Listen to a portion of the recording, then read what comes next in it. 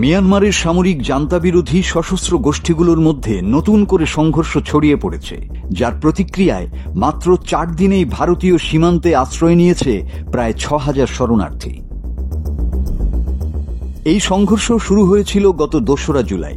মিয়ানমারের উত্তর পশ্চিমাঞ্চলের চীন রাজ্যে সক্রিয় দুটি বিদ্রোহী গোষ্ঠীর একটি হল CNDF বা চীন ন্যাশনাল ডিফেন্স ফোর্স, আর অন্যটি চীনল্যান্ড ডিফেন্স ফোর্স হুয়ালং বা CDF-H। কৌশলগত গুরুত্বপূর্ণ এলাকাগুলোর নিয়ন্ত্রণ নিতে গিয়ে তারা মুখোমুখি হয়েছে। এই দুটি গ্রুপই সামরিক জান্তাবিরোধী হলেও একে অপরের প্রতিদ্বন্দ্বী, আর এই অভ্যন্তরীণ লড়াইয়ে বিপাকে পড়েছে সাধারণ মানুষ। ভারতের মিজোরাম রাজ্যের কর্মকর্তারা জানাচ্ছেন, সীমান্ত ঘেঁষা ঘন বনাঞ্চল পেরিয়ে প্রতিদিনই নতুন নতুন শরণার্থী ঢুকছে।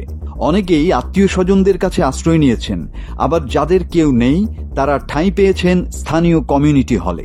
পরিস্থিতি এতটাই ভয়াবহ যে এখন পর্যন্ত আনুমানিক 6,000 মানুষ সীমান্ত পেরিয়েছে, আর এই সংখ্যা প্রতিদিনই বাড়ছে। স্থানীয় পুলিশ জানিয়েছে, চীনল্যান্ড অঞ্চল এখনও যুদ্ধক্ষেত্রের মতো উত্তপ্ত।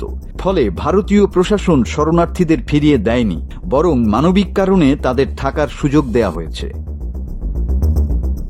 2021 সালে মিয়ানমারে সেনা অভ্যুত্থানের পর দেশজুড়ে গৃহযুদ্ধ ছড়িয়ে পড়ে। এখন পর্যন্ত শুধু মিজোরামেই আশ্রয় নিয়েছে 30,000-এরও বেশি মিয়ানমারবাসী। মানবাধিকার সংস্থাগুলোর আশঙ্কা, চীন রাজ্যের বিদ্রোহী গোষ্ঠীগুলোর মধ্যকার এই অভ্যন্তরীণ সংঘর্ষে পরিস্থিতি আরও খারাপ হতে পারে। এতে শরণার্থীর ঢল শুধু ভারতেই নয়, বাংলাদেশের সীমান্তেও ছড়িয়ে পড়ার আশঙ্কা রয়েছে। মিয়ানমারে এই গৃহযুদ্ধ কবে শেষ হবে কেউ জানে না, কিন্তু এটাই স্পষ্ট, এই সংকটে সবচেয়ে ক্ষতিগ্রস্ত হচ্ছে সাধারণ মানুষ, যারা প্রাণে বাঁচতে পাড়ি দিচ্ছে সীমান্ত আর আশ্রয় নিচ্ছে প্রতিবেশী দেশে। মাসুদ হাসান, বাংলা টিভি।